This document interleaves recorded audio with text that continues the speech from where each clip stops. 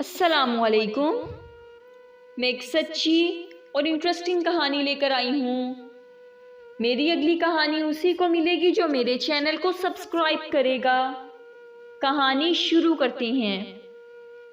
میں نماز پڑھنا شروع کرتی ہوں، پھر چھوٹ جاتی ہے۔ کبھی بہت اچھا لگتا ہے، کبھی نماز سکون دیتی ہے، مگر تھوڑے ہی ٹائم بعد بیزاریت ہو جاتی ہے۔ نماز بوجھ لگتی ہے مجھے، اپنا بھاری وجود نماز کے لیے اٹھانا مشکل لگتا ہے۔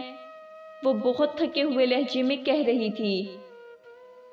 مجھے لگ رہا تھا بات کرتے کرتے اس کا سانس پھول رہا تھا۔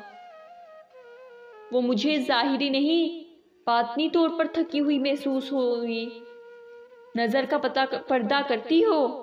میں نے نرمی سے اسے دیکھتے ہوئے اس سے سوال کیا۔ اس نے حیرت سے میری طرف دیکھا۔ اس بات کی شاید توقع نہیں تھی اسے۔ نظر کا پردہ؟ میں تو نقاب کرتی ہوں۔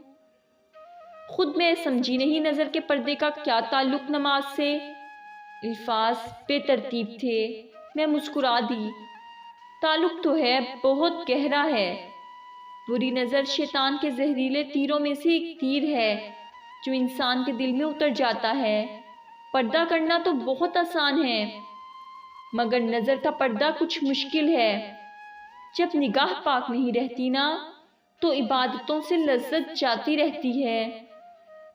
جب نگاہ پاک نہیں رہتی تو سوچ بھی پاک نہیں رہتی، اور جب سوچ خراب تو نیت خراب، اور اعمال کا دار و مدار تو ہے ہی نیتوں پر۔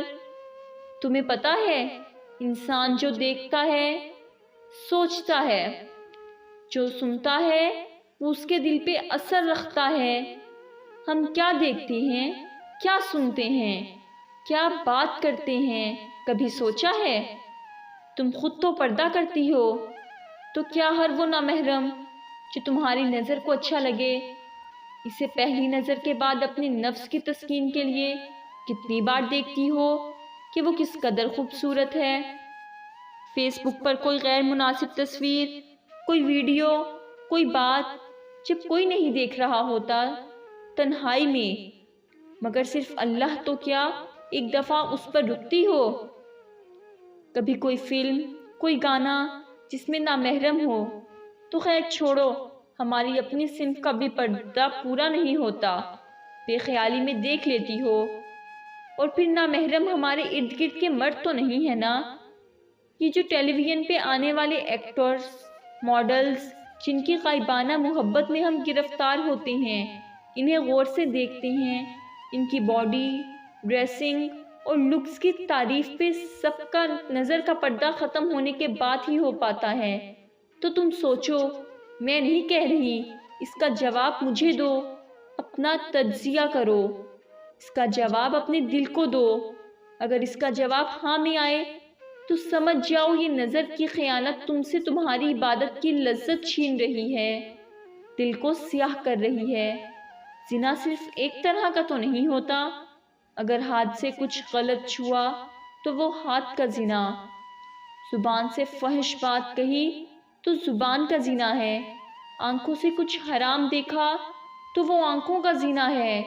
نظر کی بے پردگی دل میں ایسا سوراخ کر دیتی ہے کہ جس سے ہمارے دل کا نور بہتا جاتا ہے، اور پھر جو لوگ نظر کا پردہ نہیں کرتے، ان کی نمازیں ان پر بھاری ہو جاتی ہیں۔